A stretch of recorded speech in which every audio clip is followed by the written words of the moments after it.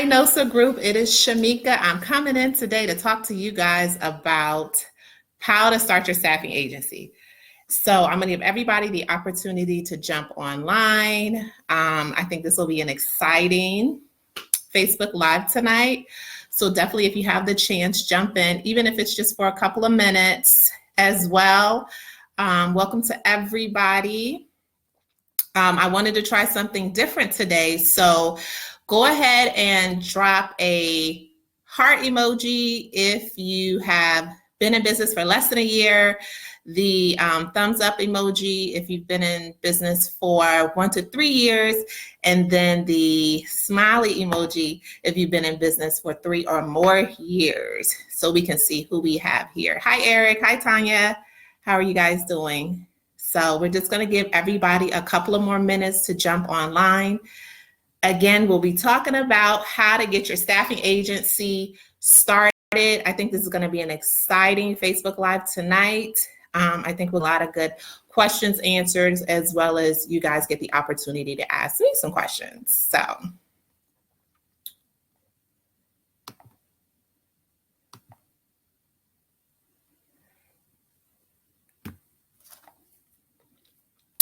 So we got a couple of people on. I think some other people are joining us. So also, I wanted to go ahead and let you guys know that we are officially 500 members strong. I'm excited. I was very overjoyed about it. Eric, what do you mean it's not working? I can see you.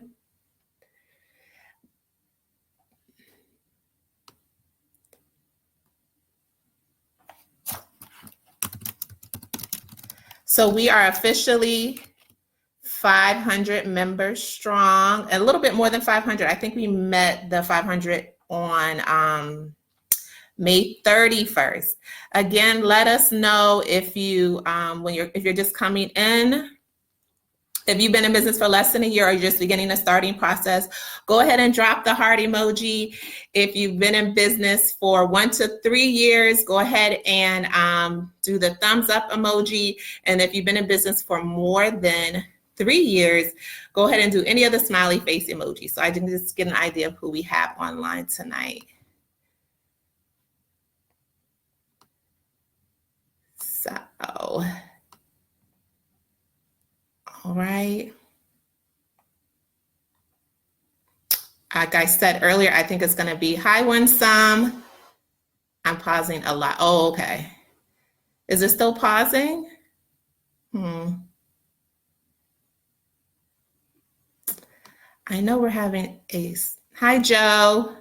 Let me know if it's still pausing and I can,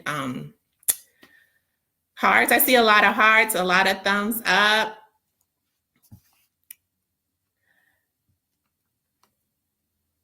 Hi, Crystal, how are you? So we are having an actual thunderstorm here, so that might be part of the reason that I might be freezing, but let me know if I am still freezing though. Okay, so Tanya, you're, okay, I'm not freezing on your end. Okay. Okay, anybody else? And we're just gonna jump in. Again, go ahead and drop your heart emojis for those who are just starting, like if you're just working on your business plan or you just launched your business this year in 2019. I know we have quite a few members in the group who have just launched. For those of you who have been in business for 1 to 3 years, you can go ahead and give me a thumbs up emoji. And then for those of you who are experienced and seasoned, go ahead and give a smiley face emoji. Hi, Brianna. Hi, Wakia. Let me know if I said your name right, Wakia. Okay, so I'm seeing a lot of hearts. Awesome.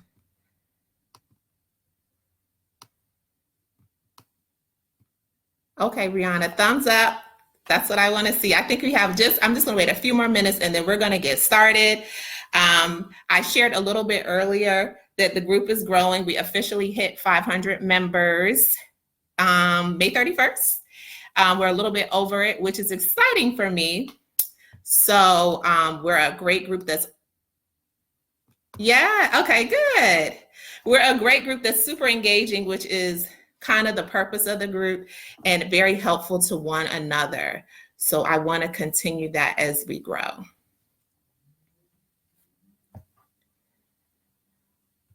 All right, so we got a few people online, so I'm going to go ahead and jump in and get started with you guys. Again, if you're just joining us, tonight we're going to be talking about how to get your staffing agency started. I'm going to share my experience, and definitely some of you experienced and newbies, definitely share your experience as well in the comment section. And if you're coming online, give us some hearts if you just started your business, less than 6 months.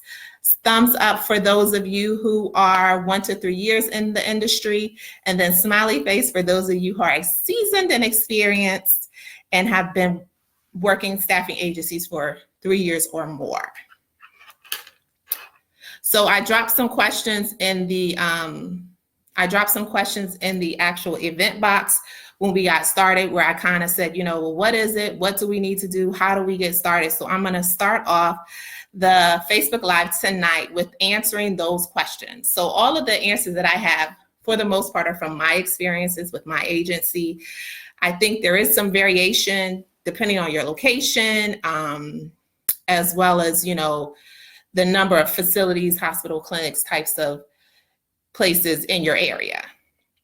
So let's get talking. Again, I want to welcome all the members to the Facebook Live. And if you have any questions, go ahead and drop them in the chat box, and I'll go through the questions as we go through the Facebook Live. So I know it's Sunday night, and you all probably are going to be quite busy on Monday, because Monday can be a little bit maddening at times. Many of us are running payroll and doing a bunch of other things. So I'm going to get started and then give you guys a chance to ask questions so we can keep it moving. So the first question I have was, what do you need? So what do you need to start your own staffing agency? So many of us have heard the key things that you need. You need a business plan, you need financing, you need insurance. You might also need your tax ID from the federal government, the EIN number, as well as any state-specific things. And when I talk about state-specific things, there are some states, and you guys go ahead and comment below if it's the case in your state, where you actually have to have a physical location to run a staffing agency. So I'm thankful I don't work in a state where we require that. I think a lot of the members in the group don't work in states that require that you have a physical location. But if you do, it's important that you do the research to make sure that that is or isn't the case for your particular location.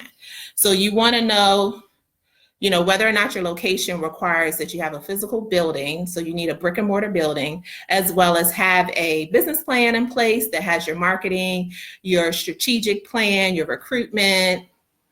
And then also you want to make sure that you incorporate your business license, as well as any additional insurances you might need to run your business. And I'll talk a little bit more at the end about the insurance. Or actually, let's go ahead and talk about the insurance now. So insurance for the most part is to protect your business. So there's two types of insurances that you typically need to get your business up and running. It is your general liability and your professional liability insurance. And both of these are used as a protection for your insurance as well, for your business, as well as any employees that work on your behalf. Also, the other piece that's included in the insurance, which is probably quite a big expense, is your workers' compensation. So we've all heard of workers' compensation because we've all worked before. So it's what protects your employees if they get injured on the job, going to the job.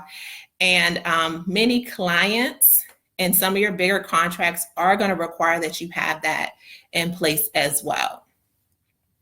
So that's a little bit about just the basics you need to get going. As well, you want to make sure that your business is set up as a specific entity. So your business can either be set up as a sole proprietorship, or it can be set up as an S corporation, or an LLC, which is your limited liability corporation. So that piece of it is something that you kind of have to determine based on how you structure your organization, whether or not it's you and a partner, or it's a a board and things of that nature. So you would definitely have to work with a lawyer or someone in the legal profession to make sure that you structure your business accordingly.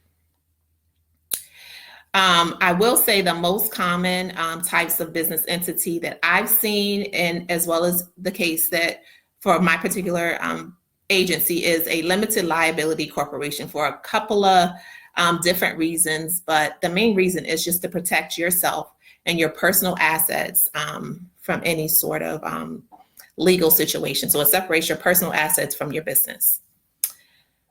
The next one is financing. So financing is the one thing that can be the biggest hurdle, but not always a hurdle.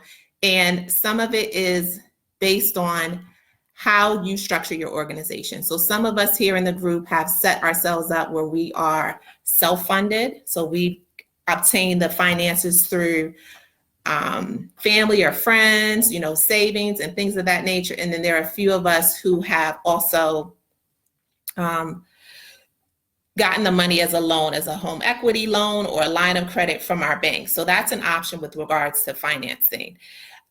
So you can get pretty creative with that. In our instance, we self-funded. I think a couple of other members also self-funded. And for us, self-funded meant that we worked the agency. So for the early stages of our agency, me and my partner worked. So we obtained our first contract and we were the employees going to work for the contract. So we were the nurse that came, we were the last minute nurse, as well as we were the individuals kind of serving as the intermediary.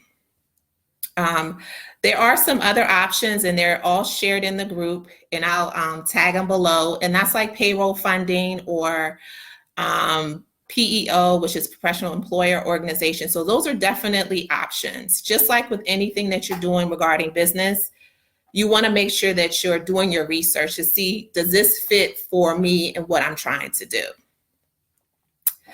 The next one is marketing. So we talked about marketing on Marketing Monday, and I also left a case study with Tarina and how she used marketing for her business. And the main thing with marketing is you have to market your business all the time. So you have to market it to your friends, your family, former coworkers, employee referrals, new businesses, and let people know in your community, one, that you're there, as well as the services that you offer. The opportunity can be anywhere, and it can honestly be endless depending on where you're located. And the other piece about marketing too is that many of us, and you guys give me a thumbs up, have worked the brutal 12 hours that ends up to be 13 hours that, if you're not lucky, can be 14-hour shifts. And you really have to put that same time and dedication into marketing your business, marketing it online through social media, marketing it in person in the community, getting out there for network breakfasts, going to your small business administration events, your small business development centers. You really have to get out there and hit the pavement hard. As well as, if you're good at social media is a great platform. A large population of people that we service are on social media. So we need to make sure that if we're not social media savvy, that we definitely get people in place who can help kind of do that learning curve. So I'm part of the people that are a little not so social media savvy. So I definitely have some people in place that help with the learning curve with things like Instagram and even Twitter. Sometimes you're kind of like, well, what do I post? What am I saying? So, they have wonderful classes or sessions in YouTube. Edemy is a great platform too to kind of figure some of those types of things out at affordable prices or free. YouTube is free to kind of get yourself up and running. And then you can still do your traditional things. The traditional things still work.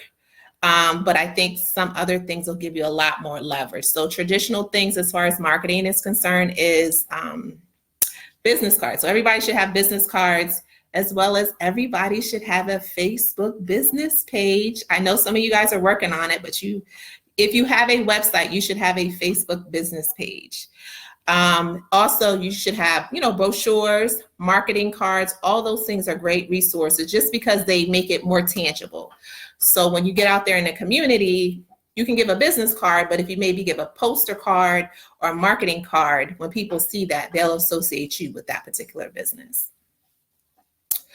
And as you market all the time. And the more you do it, the more results you get. It's not a science. It's not really, in our experience, hasn't been a easy process, but the more that you work at it, you will begin to see the results from it.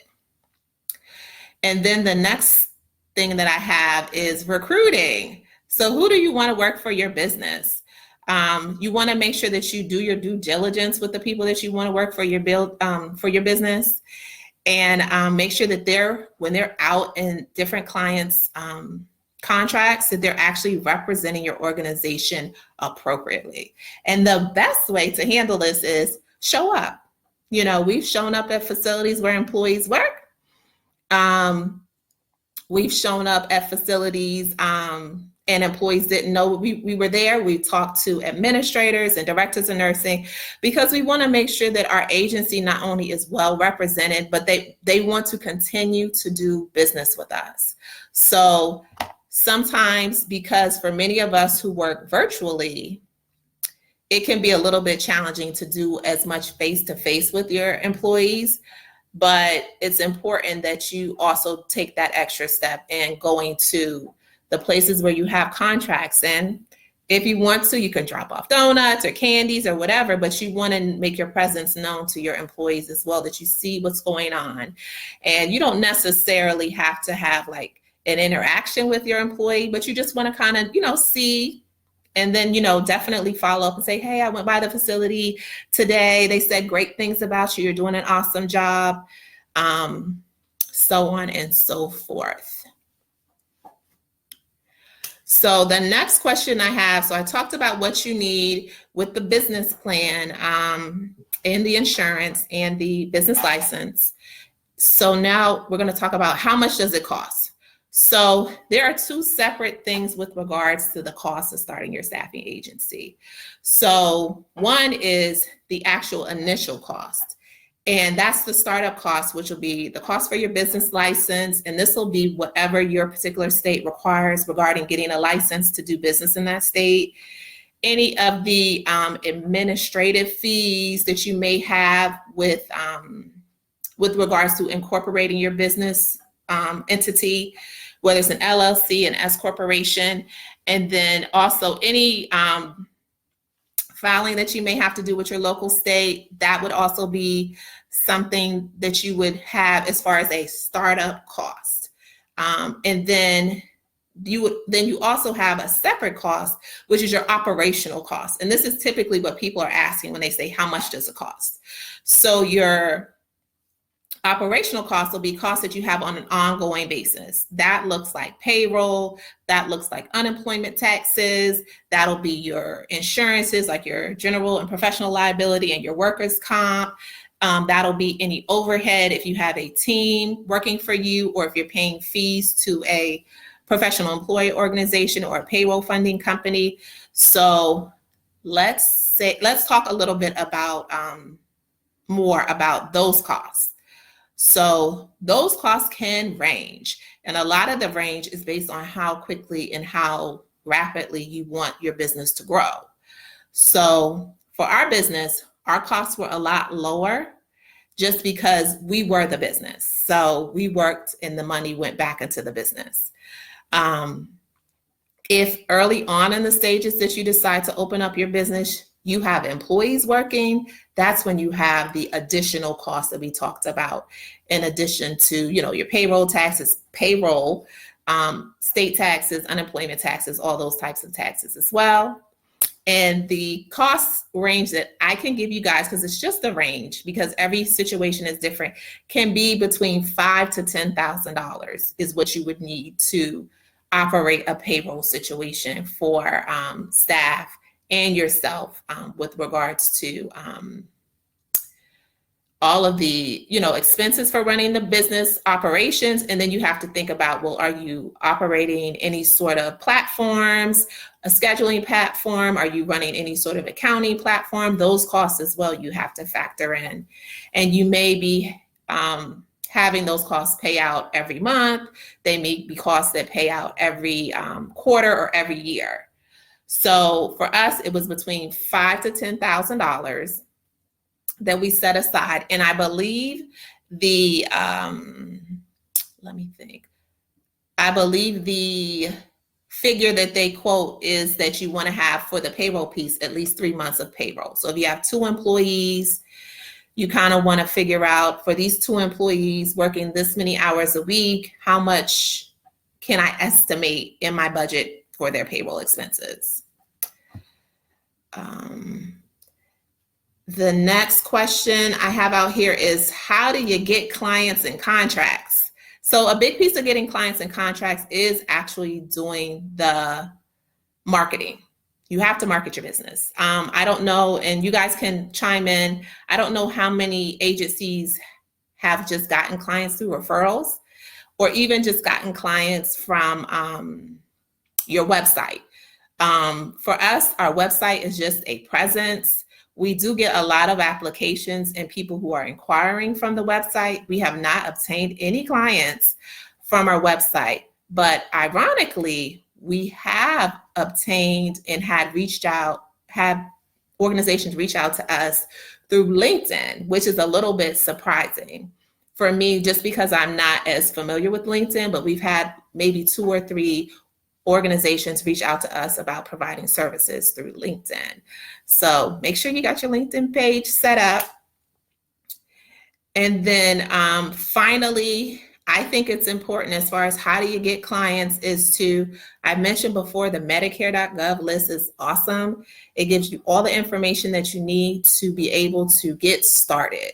So what the Medicare.gov list is, it lists all the facilities in your area, either hospitals, which is one separate list, or nursing home or skilled nursing facilities is another list in a zip code area. And depending on the zip code that you put in, it may open up 10 or 8 or 50 facilities. And that's a great starting point to begin the reach out to start your marketing of your business.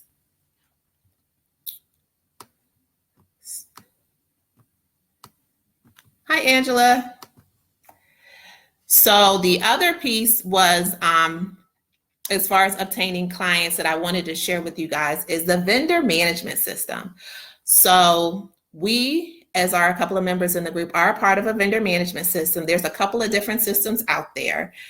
Some of the larger ones are CareerStaff, Medifest, and if anybody has some that I can't think of, please drop them in the comment section. AMN Healthcare is one. I believe Health Trust, HCA is one. So there's a couple of, and then Focus One is another one. So there's a couple of different systems. And the way that the vendor management system works is it's a middle person. So most healthcare systems use them, and they serve as a middle person to house jobs for that particular healthcare system. So a good example in Atlanta is Emory Healthcare System is a big system in Metro Atlanta that house 4 or 5 hospitals, 8, 10, or 20 clinics throughout Metro Atlanta. So they would be a part of a vendor management system that would list all of their openings within that healthcare system. And the way that you typically are able to get access to it is that you submit a request to become a vendor and go through whatever their credentialing process is. And sometimes it's an easy process, sometimes it's not. But from that point, if you are given access, and if you're not, they usually explain to you why not. But if you're given access, you can then see all the job opportunities that are available in that particular healthcare system. So Genesis Healthcare has a vendor management system. I know the Emory Healthcare System does, and a lot of your larger hospitals use it. So once you gain access to it, you do have to your employees do have to go through a credentialing process, which kind of adds an added step than maybe, I see all the sad faces.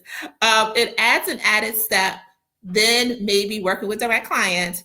But you guys, I'm telling you, and a couple of people on the, Eric and a couple of other people can say that it is beneficial. The initial stages of it is not easy. And it can come with its own hurdles, just because of the way that they structure that particular VMS. But once you figure out the system, it's a great way to easily, one, work from anywhere, which is what I do, and be able to see, hey, we got jobs in New Mexico, we got jobs in California, we got jobs in Pennsylvania, Delaware, so on and so forth. Who do I have in our system now that's available and want to work? So the flexibility of it for me outweighs the challenges. And I'm going to be honest, we experienced our own challenges. I've taken the training class that they offered 2 or 3 times. And I've talked to the customer service people and the compliance people a couple of times as well. Now, over a year later, I get it, as well as they do make some changes to the process. So I'm not going to, I won't, let you guys think that it's not what it is. Okay. Oh, okay. Right. So yeah, Favorite Nursing is another vendor management system. Cynthia, where would you submit to be a vendor, the actual hospital or the state? So you would submit to the system. So the vendor management system would be a Favorite, a career staff, a health trust, a Medifest, AMN Healthcare, and I'll drop them in the comments below. So you have to submit a request where you speak with an account manager, and that person kind of tells you, hey, this is what we need from you in order for you to submit your request. So the only thing that you would be able to get from your hospital, honestly, is what system they are a part of. So no one at the actual hospital would be able to assist you with getting access to the system, but they can say, oh, well, we're using this system. They may send you over to the purchasing department, but we've gone through the maze of getting access to vendor management systems at some other facilities in addition to Genesis, such as the Mayo Clinic, which has a cumbersome process, and as well as Emory Healthcare. So you want to go direct to the system. So some of them it's easy to find, but some of them you do have to kind of reach out a couple of times to get to the right person.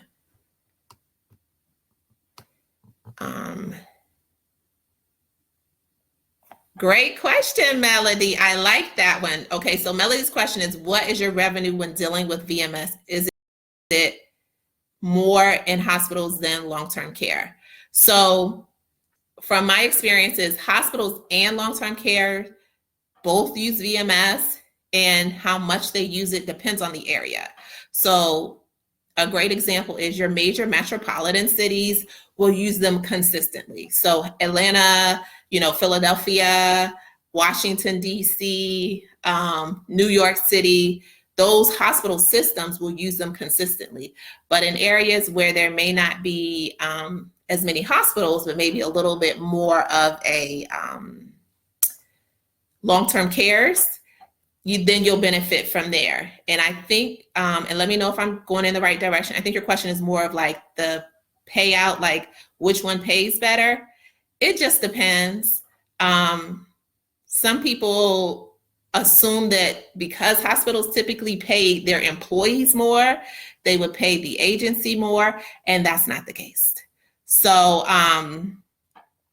the best way for people who are a part of vendor management systems or who want to be a part of it is to kind of create a system for you where you say, hey, how I operate the bidding process is I want a specific 40% or 50% of the bill rate. So for the vendor management system that we're a part of, we can bid higher. There are some clients we work with that you cannot, so they have set bill rates. But for Genesis Healthcare, you can bid up.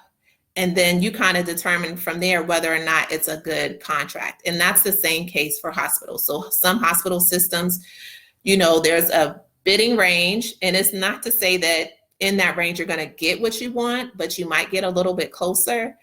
As well, there may be some hospital systems where there's just set rates. So, hey, we only pay $60 for RNs on med-surg. And then some hospital systems may say, hey, we start the bidding at 56, but might go up to $70 for RNs in a med-surg setting or in a long-term care setting. And what a lot of that is based on, in my opinion, is the need. So it's how much they need the people, depends on their flexibility. We've had contracts with some facilities where initially when we've, gone out and bid, we've gotten responses back like, oh, your rate is too high.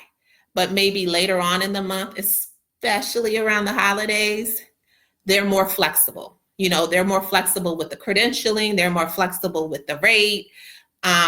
You have a little bit more negotiating power.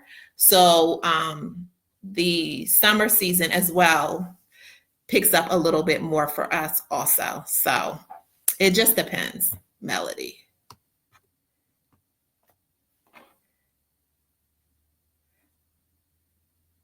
Okay, so Traylon, your question is about, can new companies apply for any of these VMS companies? So I would say yes, but maybe just because as a new company, you want to make sure that you have the infrastructure in place to meet the compliance requirements of the VMS. And what I mean is, yes, there are some companies where you can apply and you can get access to the VMS as a new company. The challenge, though, is that your goal in getting access is to get people working. So if you don't already have in place, if they require a 10-panel drug screen, if they require a background investigation that meets specific requirements, such as, and the example I can give right now off the top of my head is career staff, OIG and SAM and,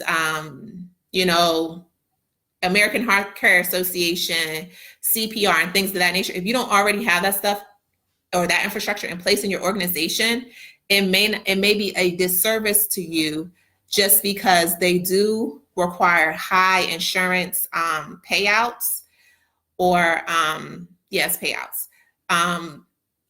So you'll end up paying pretty high premiums. And with that, you may lose a little bit of time trying to get some of those processes in place. So would I look into it? Sure, I would definitely look into it. And then when talking to the account manager, find out, hey, what do I need after I've gotten access to the vendor management system? And most of them are pretty transparent about letting you know, this is what we require. Some of them require specific CEUs. Some of them require, that they have a BLS and an ACLS. So you want to make sure that you also have a pool of applicants who can meet those requirements so that you can get them up and working. So I hope that answers your question. So I would say maybe. Right. So Cynthia, after you get into the VMS, you do get access to all the shifts for that particular area, region. A lot of times it's, wherever they have facilities, but sometimes they do it regionally. So you may only have access to a specific region. And you are able to bid. And just like I was sharing with Traylon, you want to make sure that you've done your research so that you're bidding in a way that's beneficial to you. So there's no place, and y'all can correct me if I'm wrong, that you can bid $60 for a CNA. But you might be able to bid 40 or 50, depending on the location. So that's where using Indeed and talking with other people and getting information about rates in your area is so key. Just because certain states are high-paying states for CNAs and certain states are not. So yes, once you get access, you can bid. But prior to bidding, you do have to make sure that your applicants are registered in their system. And that's what I was speaking about as far as the credentialing. So they need to have background investigations, drug screens, resumes, everything that For the most part, you might or should already have in place if you're working with a direct client. Like you may not have as extensive of a background or as extensive of a drug screen, but those are some of the things that you should have in place already working with direct clients. So let's talk a little bit. So I wanted to talk a little bit about direct clients. So having a mix of direct clients and VMS clients is ideal. And I think it helps you in the long run because being a part of a VMS, the payout isn't quite as quickly as a direct client if you have the ideal direct client. So the payout may be 60 to 90 days. And with direct clients, you can have a little bit more flexibility. You may get first dibs on a schedule for the next month. You'll have more of a direct access, so you'll eliminate that middleman like a VMS has in place. There may not be as strict of a requirement for compliance. You know, they may not require CEUs. You know, they may not require an ACLS. You know, they may not require an OIG or SAM search. So that's why you want to kind of have a mix. Now, how much of a mix you have is determined by you. So that's a little bit about the direct clients. And the best way to get direct clients is to definitely get yourself out there in the community. So the next question I have is, okay. Yes. Okay. So, all right, perfect. So Eric says he has seen 41 for his CNA. Yes, I have as well.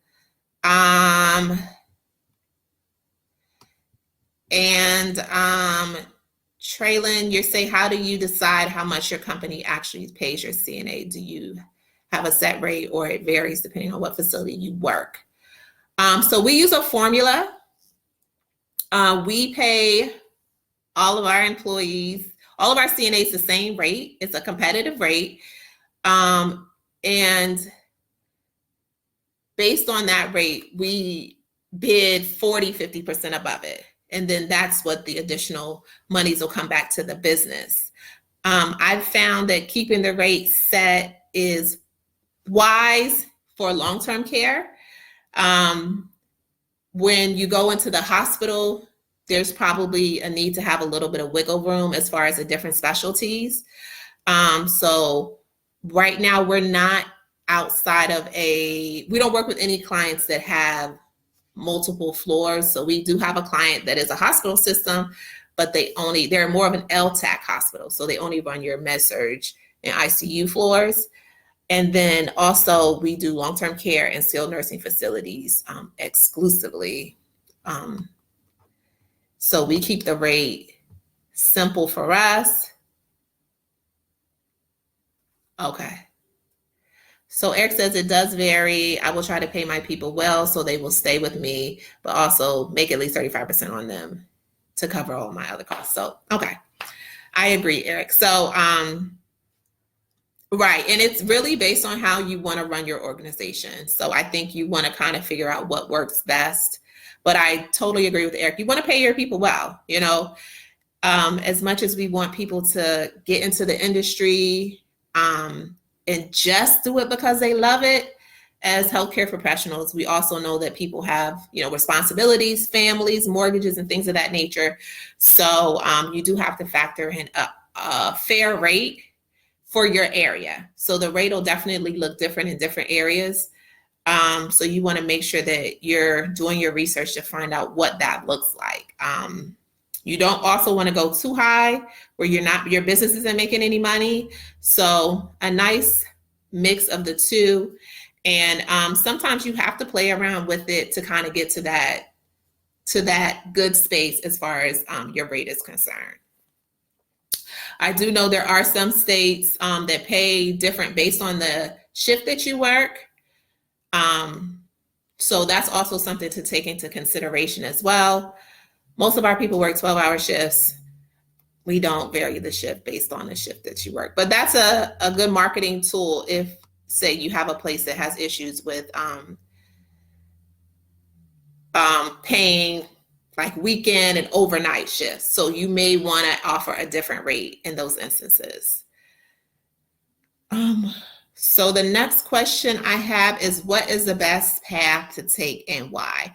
So I wrote this question and you guys kind of let me know if you have a different understanding. So I wrote it just kind of like, how should you kind of ramp your business up and what direction should you move in? Should you start out with employees? Should you work the business yourself? Should you try to get as many contracts as possible? That was kind of my interpretation of the question. But if you guys have a different interpretation, definitely let me know. So what is the best pathway to take? It's personal, so it depends on what you want to do. What worked for us is we did self-fund, we did work the business. It's been beneficial to us. Some other things that we did was we joined the vendor management system. We've done well with it. The system has been beneficial to us, and we have very few direct clients. We also were willing to work and jump in if we needed to. So it's definitely important that you kind of in your early stages know that you might need to do those things. So if they call and somebody does a no call, no show and you can show up, I would show up. You know, the first couple of years in business, the only thing that you have is your reputation. And as many of us know in any industry, but especially in healthcare, people talk. So when you go to these facilities, you want to make sure that if they're talking about you, your employees, or just your organization, it's always a positive conversation. And whether it's staff or administration or directors of nursing, you want to make sure that you kind of direct that conversation in direction where it's always positive. We've grown a lot. We've kind of reached a point this past year where we were able to add employees to help with the recruiting efforts.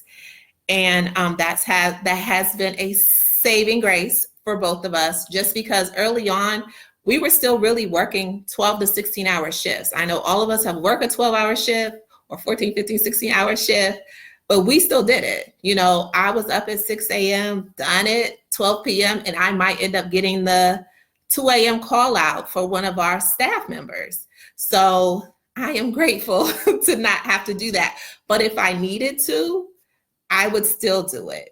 You know, we've reached a point where we've decided with our business to kind of, you know, meet the goal or set the goal with our employees who work doing our recruiting, our full cycle recruiting and our scheduling. Hey, we want you guys to make sure at least 10 people are working every week, a minimum of 36 to 40 hours. So as long as they're meeting that goal, we feel like we're doing okay. Now, we haven't expanded out to do hundreds and thousands of hours, mostly because we want to do other things. So we kind of want to spread ourselves wide versus up. As well, those of you who do have employees who work, the more employees you get can create some challenges in a whole bunch of different ways. And if you're not prepared for those things, it can create quite a few setbacks. And a great example I can give, in our first year, we were excited. We got our first employee. She started working and she did well. And then she didn't want to work anymore. You know, she wanted to renegotiate her rate. And that's been the case, unfortunately, with a couple of employees, just because they know we're a small agency. So they're under the mindset that, oh, well, I can get top dollar, or they need us. So, you know, she ended up going to work somewhere else, which was fine. I mean, in this industry, people bounce around all the time. You have to know that that's just the nature of the business.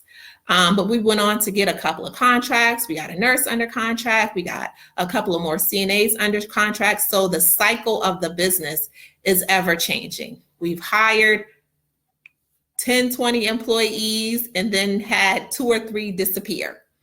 And then at the beginning of the year, we brought on some more employees. So it's kind of setting the goal as far as how you want the business to look on a regular basis, as well as paying attention to cycles in your state. So for us, the summertime is busy. Everybody goes to work in the state that we primarily work, which is New Mexico. So we kind of ramp up our business a little bit more. And we do place people in other states, but the majority of our employees are in New Mexico. But if they wanted to go to Arizona or Texas or Delaware or Georgia, we would place them there as well. So one of our business models is we want to keep you. So we can keep you as per diem or we'll keep you as a traveler. Either way, we want to keep you, and we always try to maintain the open door policy so that if you decide, hey, I want to take a break this summer or I want to work this summer, you can reach back out to us and we'll get you up and going and get you onto a contract or shifts depending on what you're looking to do for that particular time frame. As well, end of the summer can be a little bit challenging for us. And then the end of the year is super busy. So once you get your first full year in, year and a half in, you're able to kind of understand the cycles in the area that you're primarily working. So you want to really pay attention to that, like with scheduling and changes in shifts, and as well as your applicant pool coming into play. So that pathway has worked for us and we'll probably continue to do that.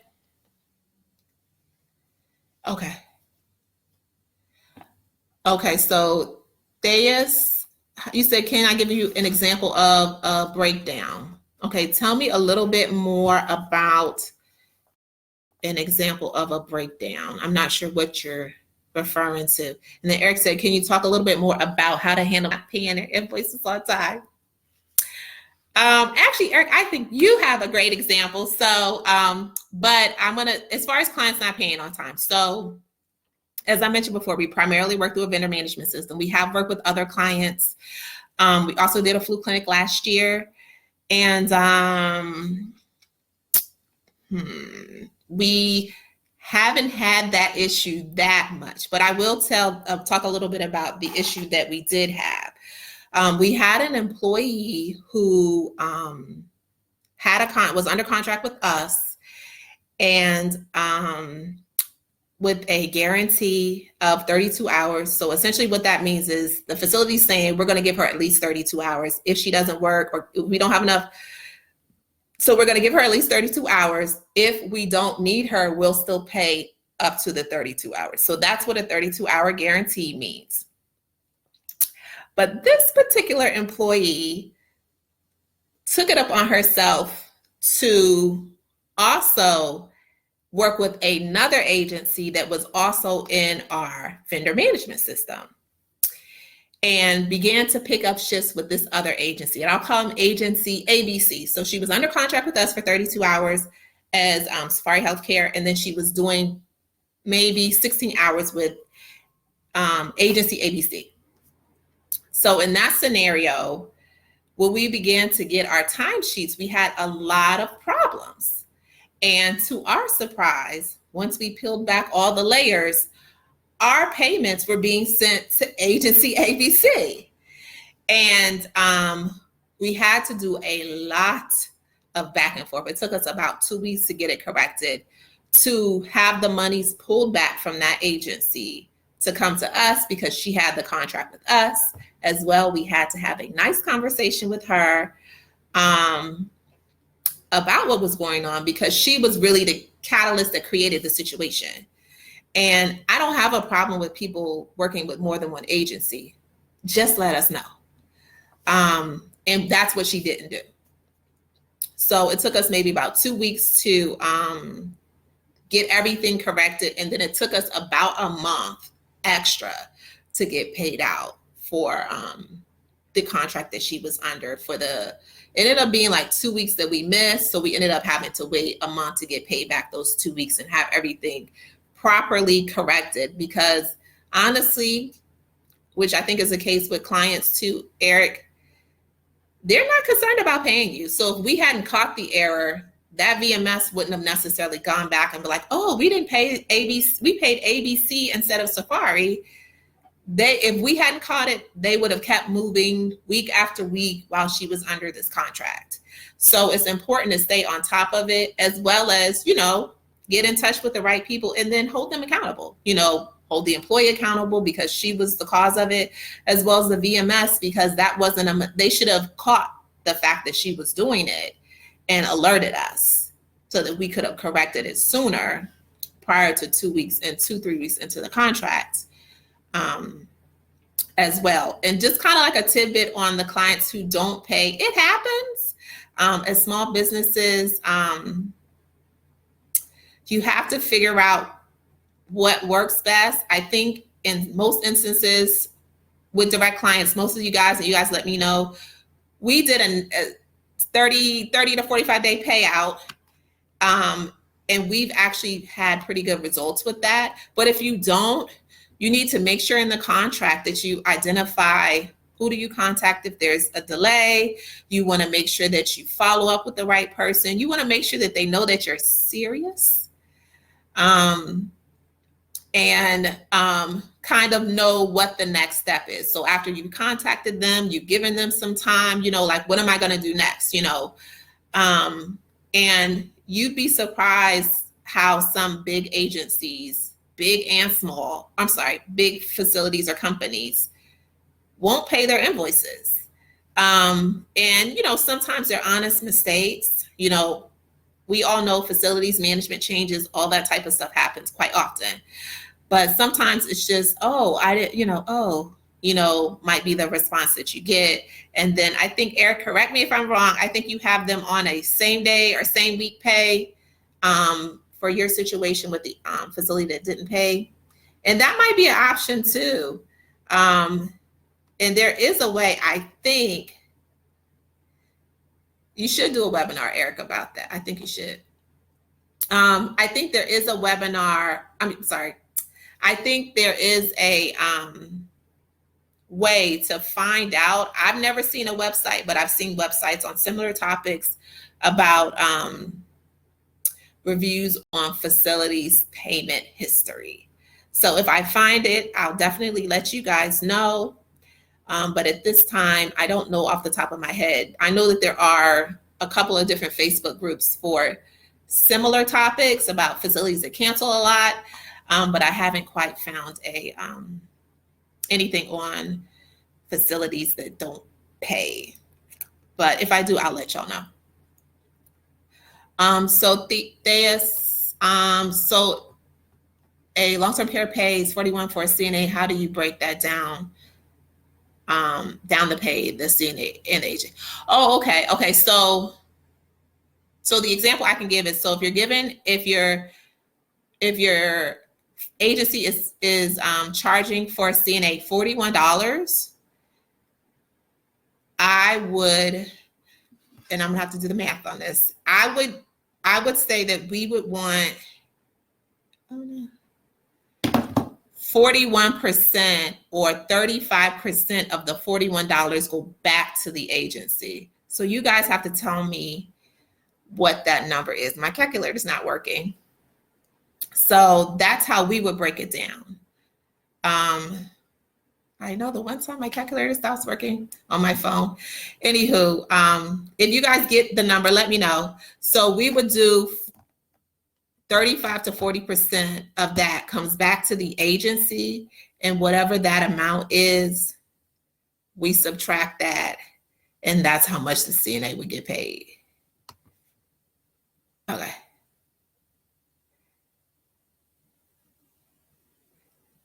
Oh, they still haven't paid? Eric, I thought you got that resolved. Okay. Okay. Yes, you should do.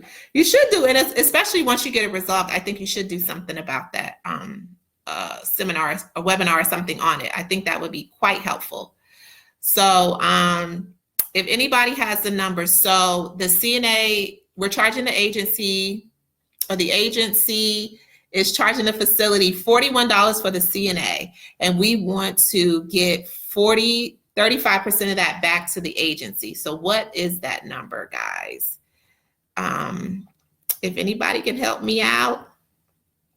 Okay, what's the number, Thais?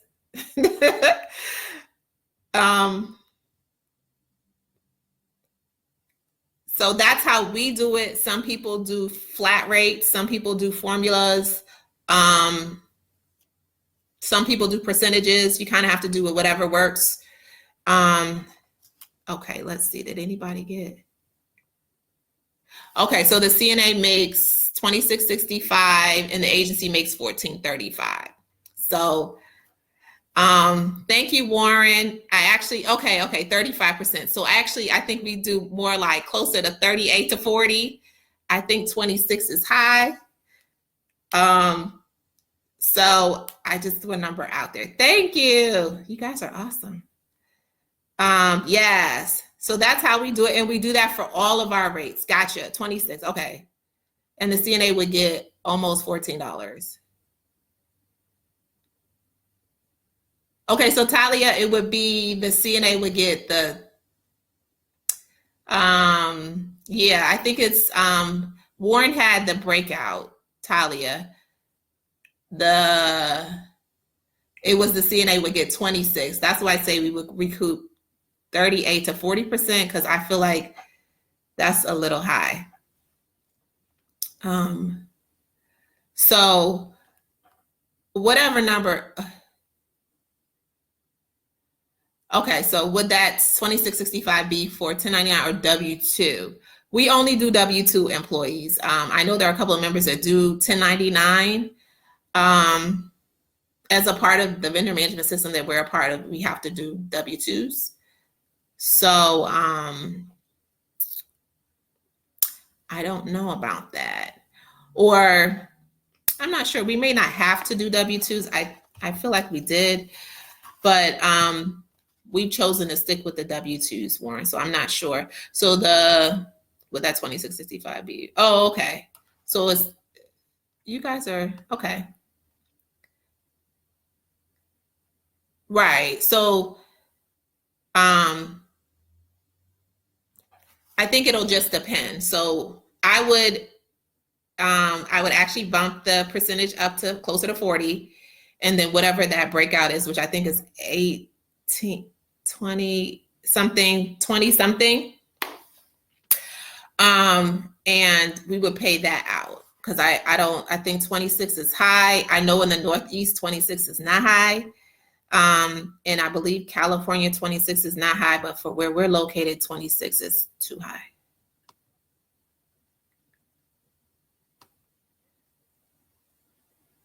Yes, we want to pay the company more, Talia. Yes.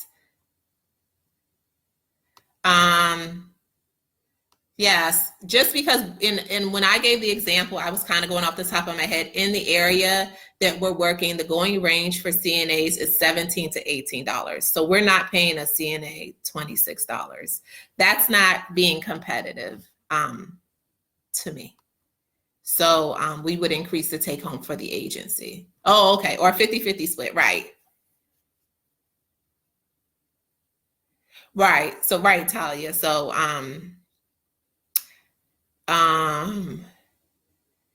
maybe Warren, maybe a 50-50 split. I don't like 50-50 either, but yeah, I think that's an option.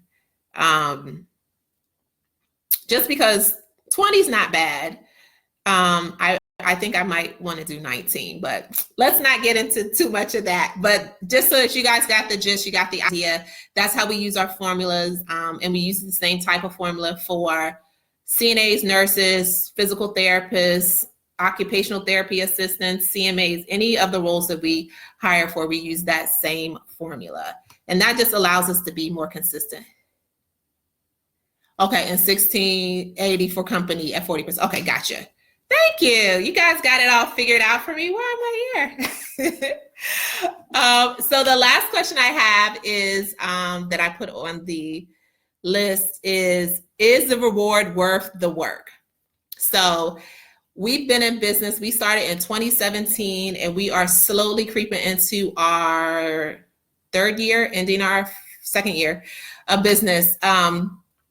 So I think it is 100% worth the work. And mostly I say it because most of us do work the 12, 16-hour days, whether it's over a weekend or if it is a 3/12s, or some of us work 4/12s, however you look at that.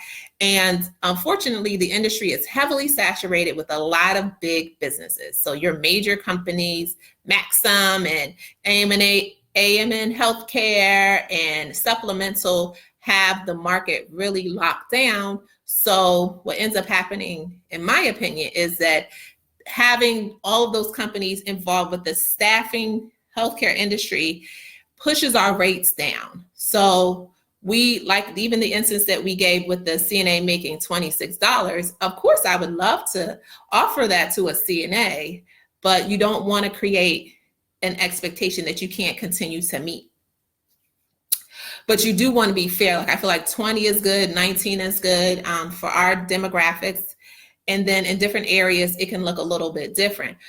And it's also an opportunity for some of us, or has been a great opportunity for me and my partner to kind of transition out of the clinical floor setting. Now, I know there are people on here who love the clinical floor, and I know many people who do as well in my personal life and fellow nurses, and kudos to you. But for me, I come from a human resources background, so I spent 10 years in human resources before becoming a nurse. And after 7, I'm going into my 7th year as a nurse, I kind of felt like I was over a lot of the clinical floor settings, just because you weren't able to do what it is that you went to school for, what you desire to do. You didn't get a chance to spend as much time with the patients and really help them transform their lives. So, and there was, as I'm sure you guys have experienced, a lot of bureaucracy and clocking of employees. And I could go into a whole nother webinar about that, but I value you guys' time. So for me, I wanted to do something else. So this was a perfect opportunity, and it gives me an opportunity to do both. Just because you work as an agency doesn't mean that you're not involved with the clinical process. It's just that you're involved with the clinical process in a different way. And for us, it allows us to use some of the other skill sets that we have with regards to running a business, the business operations, as well as trying to make ourselves and our employees better. I've heard all kinds of stories about agency employees and the things that they do and how they're this and that. And a lot of times they're really only reflective of the environment that's around them. For me, I've worked agency, I've done travel, I've worked a regular full-time job. I will say that I found the most valuable ones to be travel, but that was also the most challenging one.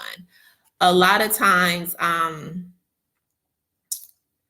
going into those environments, they may have issues with the state, they may have staffing shortages, they may have morale issues. So you kind of have to go in with the right attitude. So, that's something that you want to make sure that you prepare your employees for. You want to make sure that you equip them with everything that they need so that when they go and represent your organization, they're doing a great job at it over and over again. And they're not afraid to go to places where people might be mean to you. They might not be helpful, so you want to make sure that you're equipping it. And that's some of the skill sets that I would like to use that I've learned in my time in human resources, the kind of training and preparing people. Also, the work-life balance. I don't have to worry about missing holidays. 4th of July is coming. Make sure you let your employees know about holiday pay. So that's a big holiday for us. For me personally, I don't have to miss all the holidays and family functions. I don't have to figure out my schedule with regards to having someone cover my shift if there's something going on that I would like to attend. I don't have to work overnights. Thumbs up to all my overnight nurses anymore, or weekends. So I have found in my experience, and you guys share as well, it is 110% worth it. I'd rather spend 12, 14, 15, 16 hours pushing my own business instead of someone else's. I'd much rather, bring in employees who want to work and be there and understand the purpose of healthcare and our role in healthcare. And I would say, the work from anywhere element for me is huge, just because I don't have to be limited to whatever my employer schedules me for. I can work every day, or work 2 days a week, or work 5 days. As long as I'm meeting the goals that we set for the business, I feel like we are doing well.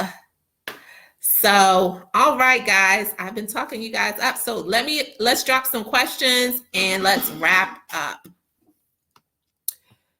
Okay, so, okay, Warren, have you found that the local per diem workers are more profitable than your travelers? Yes. And some of this is regional. So in the state of New Mexico, there are just a handful of agencies, but a lot of people work agency. So most of our per diem people work 36 to 40 hours a week consistently. And that's what they want. And we never have, I'm not gonna say never, maybe 10% of the time have we had issues with finding shifts for them. So if you're in a state where there's a great need, you can do really well, and we have been able to do really well. The other thing, as far as travelers are probably more profitable in the sense that the money is consistent. But when you deal with some travelers, you also have to deal with the housing piece, individuals that may not be ready to travel. And when I say that, I'm talking about people who want to travel because of the fun, excitement. You're going to someplace new, you're traveling the world, piece of traveling. But for those of us who have traveled, there's another piece where there is, sometimes you're going into different environments where there may be a different culture or a different atmosphere, a different work ethic. There may be facilities that are challenged with staffing. There may be places with extra high ratios, multiple admissions on a regular basis. There may be shortages of supplies, lack of communication. So that other piece of it with travelers can be challenging if you have a traveler who isn't ready to travel or who isn't experienced as a traveler. So if we do pick travelers, we do pick people who have been out there, just because there is sometimes a risk involved with a traveler, and we know from experience where we've had to cancel a contract because of issues at a facility because of a traveler. So per diem people are local, they know the culture and the environment of the facility, so they're able to kind of jump in and get going. So yes, Warren. Cynthia, yes, I'm with you. I am. Oh, it's unfortunate, but I would say I'm definitely at the place where I'm over it. Okay, Talia, you're in your 7th year and you're a family nurse practitioner without a job because the market is saturated here. Where are you located, Talia? You have to inbox me. I think we're looking for some MPs. Oh goodness. Let's see. I don't think I missed. Uh-oh.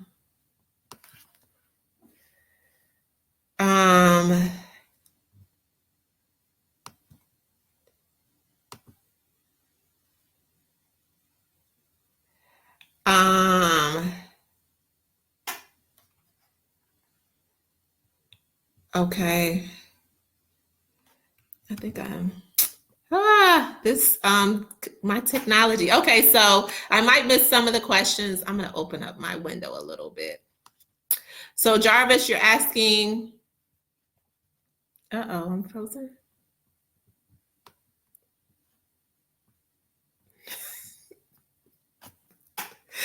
Oh, technology. I just have to laugh sometimes. Oh my goodness.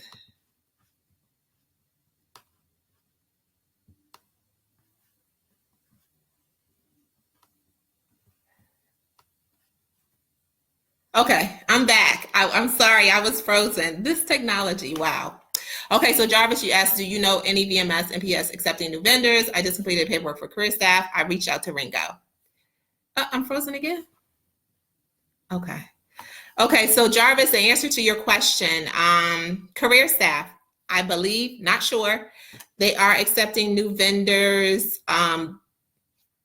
If you submitted your paperwork, then I would say usually they don't let you submit paperwork unless they're accepting. The only thing that might hold you up is the workers' comp. So please make sure that your workers' comp is in place.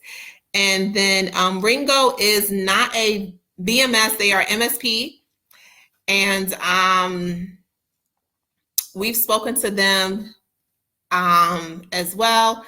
MSPs can be a huge undertaking. So if you're going to do it, make sure that you're ready. It's just my advice.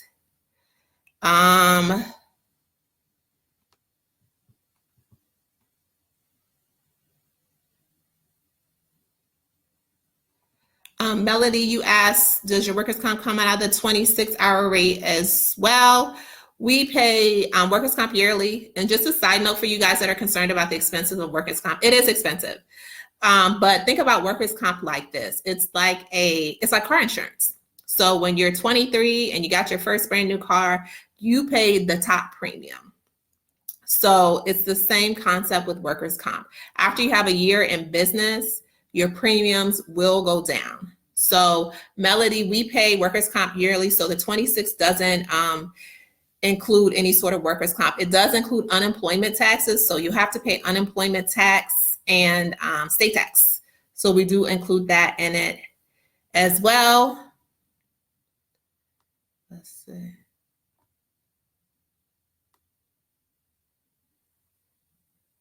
Okay. You're welcome. You're welcome. Cynthia, I'm a travel nurse and you have to be ready for anything and everything. You will get beat up. You don't know what you do. Yes. But unfortunately, they only glamorize the good stuff about travel nursing, Cynthia. I've seen all kinds of things. Okay, Talia, you're in Arkansas. Okay. Send me a message, Talia, please. Yes. Yes, and it's our job as former travelers to let our people know in the instance where we ended up having to cancel the contract, or it actually got canceled because of issues with our employee who later got let go. It was because they had a different expectation. They had issues at the facility and they had complaints and things of that nature, which is fine. We all have issues. But a lot of the issues weren't like resident or detrimental types of issues or medication types of issues. So there weren't, I'll say, violations. They were just bad practices at the facility. So they didn't do a great job of managing that. And the place that they looked for, because we don't provide housing, didn't accommodate, and it just became one thing after another, and their contract ended up getting canceled, which happens. Melody, how long did you work your staff agency, or are you still working your business? The 7 years. So we've been in business going on 3 years now. And like I mentioned earlier, we have employees. So 9 times out of 10, I don't work. Our employees aren't nurses. So thankfully, this year, I haven't had to work, but I'm willing to work. So if something happens, as well as my partner is willing to work. So if something happens where we need to go in, we'll show up. I've showed up at shifts last year. I've done a 6A to 6P, and they had a call out, and I went back at 9 p.m. Of course, that was with a bonus. So, and I did the overnight shift. So, it, you know,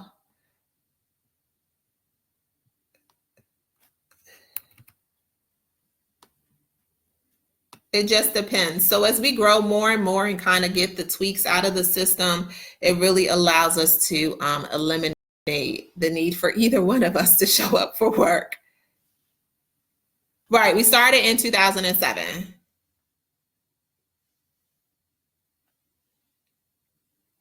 Thank you, Cynthia. If you guys don't have any other questions, I am all wrapped up. Just remember, okay.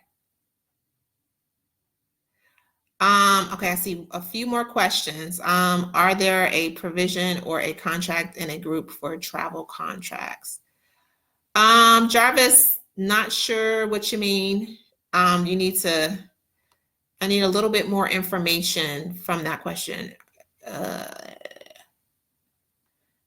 Group for travel contracts. I'm not sure what you mean when you say group for travel contracts. I'm just going to scan right through and see if I got everybody's question. Thank you guys for joining tonight. I truly appreciate it.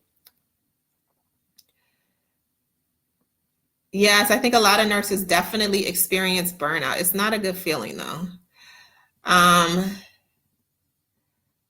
and it's definitely something. You're welcome, Warren, LaShonda. Thank you guys. So, Jarvis, you can instant message me that question. I'm going to give everybody back the rest of their night. It's 9:45. Thank you so much for joining. Thank you for participating. I'll drop all the things that I mentioned in the live, in the comment section. You guys can continue to comment. I'll be checking it periodically today and tomorrow. As well, if you guys weren't able to be a part of the Facebook Live, definitely hit us up in the replay and do hashtag replay and answer any questions as well. I hope you guys have an amazing week. Again, we are 500 members strong, and I am so excited about that. So let's keep growing and make it a wonderful night.